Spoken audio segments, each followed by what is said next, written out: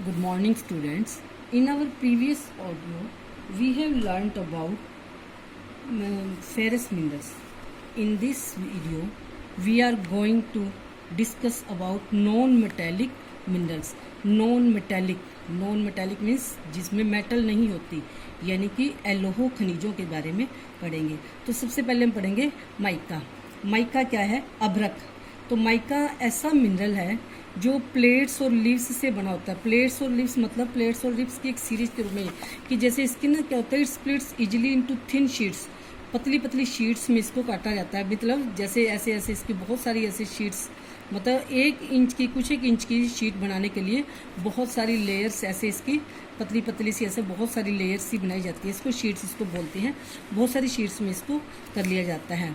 तो ये मिका क्या चीज़ होती है? ये मतलब बड़ा क्लियर ब्लैक ग्रीन, मतलब क्लियर क्या होता है? पारदर्शी जिसको बोलते हैं. ब्लैक ग्रीन रेड येलो कई कलर्स में हो सकता है. तो due to its excellent dielectric strength. तो डाया इलेक्ट्रिक स्ट्रेंथ क्या होती है? मतलब ये होता है कि वोल्टेज को सहन कर लेती है, विदाउट ब्रेकिंग डाउन इलेक्ट्रिसिटी को पास नहीं होने देती. डाया इलेक्ट्रिक स्ट्रेंथ क्या होती है कि वोल्टेज को सहन कर लेती है और विदाउट ब्रेकिंग डाउन इलेक्ट्रिसिटी को ये पास नहीं होने देती. ठीक है ना. तो लो पावर लॉस फैक्टर हो गया ये. Insulating properties.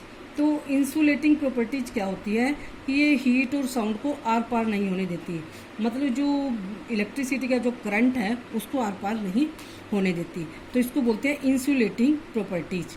ठीक है ना. और लो पावर लॉस फैक्टर, मतलब लो पावर लॉस फैक्टर मतलब क्या होता है कि ये माइका जो होती है मतलब इंसुलेटर के रूप में प्रयोग किया जाता है ये. लेकिन वहाँ पर क्या होता है, कोई भी इस प्रोसेस में पावर का लॉस नहीं होता.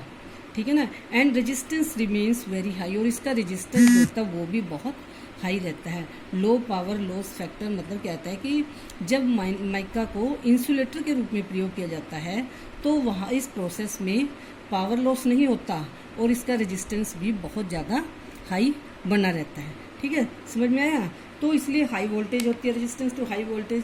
तो इसीलिए माइका क्या होता है, यह एक इंडिस्पेंसेबल मिनरल है. इंडिस्पेंसेबल मीन्स असेंशियल, बहुत ही आवश्यक है. किस किस में यूज होता है ये? इलेक्ट्रिसिटी और इलेक्ट्रिक और इलेक्ट्रॉनिक इंडस्ट्रीज में इसका ज़्यादा प्रयोग किया जाता है. अब आप करना क्वालिटीज ऑफ मिका. मिका की क्वालिटीज, माइका की क्वालिटीज कौन कौन सी हैं, अभ्रक की विशेषताएं, ये इसकी करेक्टरिस्टिक्स ऑफ माइका कौन कौन सी हैं, तो ये सारी इसमें करनी है आपको. इसके बाद ये कहाँ कहाँ पाया जाता है? तो mica deposits are found in the northern edge of Chota Nagpur plateau.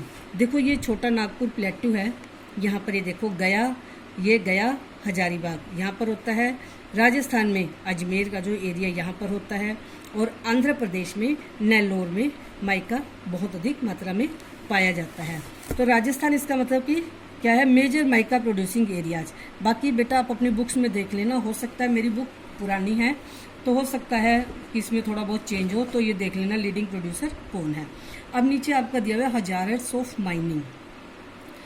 Mining के क्या मतलब कि खतरे, क्या खतरे हो सकते हैं माइनिंग से हमें?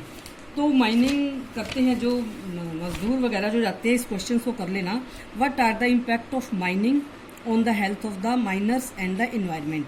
माइनर्स पर भी, जो खाने खोदने जाते हैं खनिज, उन पर, और इन्वायरमेंट पर इसका क्या प्रभाव पड़ता है. तो क्या होते हैं कि dust and noxious fumes. Noxious fumes क्या होते हैं? हानिकारक जो धुआं होता है और जो डस्ट होती है, inhaled by miners make them vulnerable to pulmonary disease. Pulmonary disease होती है लंग्स संबंधी जो प्रॉब्लम्स हो जाती हैं, जो बीमारियां होती हैं वो उनको हो जाती हैं क्योंकि जो माइनर्स होती हैं, क्योंकि बहुत ही गंदा धुआं होता है, हानिकारक धुआं होता है. तो risk of collapsing mine roofs. Inundation होता है कि जो कई बार क्या होता है, माइन की जो छत होती है, ऊपर का जो पार्ट होता है वो गिर जाता है. तो उसके कारण क्या आता है, इनंडेशन होता है, सैलाब आ जाना, पानी आ जाता है वहाँ पर, या फिर फायर्स, आग लग जाती है. कैलेमिटीज आ रही है. कॉन्स्टेंट थ्रेट टू माइनर्स के लिए कौन कौन सी प्रॉब्लम्स हो जाती हैं? एक तो देखो उनको जो लंग्स की प्रॉब्लम हो जाती है क्योंकि टॉक्सिक जो बहुत ही गंदा जो धुआं होता है उसके कारण. और दूसरा उनको क्या हो जाता है, छत गिर जाती है तो सैलाब आ जाता है और फायर, उसमें आगजनी की भी घटनाएं हो सकती हैं. तो इससे माइनर्स को इनका खतरा बना रहता है. The water source in the region the water source in the region get contaminated due to mining. Mining के कारण जो वाटर सोर्सेज है हमारे वो क्या हो जाते हैं, कंटेमिनेटेड हो जाते हैं, दूषित हो जाते हैं, गंदे हो जाते हैं। Dumping of waste and slurry leads to degradation of land soil and degradation of land and soil. तो जो वेस्टेज होती है उसको दबा दिया जाता है, जो मलबा होता है वहाँ का, जो स्लरी, जो और भी जो लिक्विड जो होता है, उस सारे को दबा देने से क्या हो जाता है, लैंड डिग्रेडेशन, और हमारी जो सॉइल डिग्रेडेड होती है तो वो क्या होती है, मिट्टी भी मतलब खराब हो जाती है। और क्या होता है फिर इससे क्या होता है, स्ट्रीम एंड रिवर पोल्यूशन, नदियों का और जो नहरों का जो पानी होता है वो भी पोल्यूटेड हो जाता है। तो अब ये आगे रॉक मटेरियल, अगला रॉक मटेरियल में कौन सा आ गया, लाइमस्टोन। लाइमस्टोन क्या होता है, चूने का पत्थर। ये चूना का पत्थर जो सुना होगा आपने, लाइमस्टोन होता है। तो ये क्या होता है कि found in association with rocks composed of calcium carbonate और कैल्शियम। तो ये इन कैल्शियम कार्बोनेट या फिर कैल्शियम मैग्नीशियम कार्बोनेट से बनी हुई रॉक्स के अंदर ये पाया जाता है, ठीक है ना। तो इन्हीं रॉक्स में ये पाया जाता है। It is found in sedimentary rocks of most geological formation. Sedimentary rocks में जो अवसादी चट्टानें होती है उनमें ज़्यादातर ये पाया जाता है। तो ये बेसिक रॉ मटेरियल किसके लिए थे, एक तो सीमेंट इंडस्ट्री के लिए, सीमेंट की इंडस्ट्री में इसका प्रयोग होता है, रॉ मटेरियल कच्चे माल के रूप में होता है। और किस चीज़ की जरूरत है, स्मेल्टिंग आयरन और इन ब्लास्ट फर्नेस, जो भट्टियाँ होती हैं जिसमें आयरन को गलाया जाता है। स्मेल्टिंग आयरन मीन्स आयरन को प्रगलन करना, गलाना, की भट्टियों में भी इसका प्रयोग किया जाता है। अब ये आपके क्वेश्चन दिया है कि वाई छोटा Nagpur is store house of minerals. इसका आंसर बेटा आप खुद सोचना, क्योंकि जो छोटा नागपुर का एरिया है वो कौन सा है, ये वाला एरिया क्या है, हमारा छोटा नागपुर का एरिया है। तो ये ध्यान से तुम शुरू में चैप्टर के शुरू में भी मैंने पढ़ाया है तुम्हें कि कौन कौन सी रॉक्स है यहाँ पर, उसमें मिनरल्स होते हैं। तो किस कारण से इसको, क्योंकि ये कौन सी रॉक्स से बना हुआ है, किस रॉक में कौन कौन से मिनरल्स होते हैं और किस कारण से, इसी कारण से इसको मिनरल्स का स्टोर हाउस कहा जाता है कि ये जो एरिया है किस किस टाइप के रॉक से बना हुआ है। अब आगे ये अंडरलाइन कर लेना, stricter safety regulations and implementation of environmental laws are essential to prevent mining from becoming a killer industry।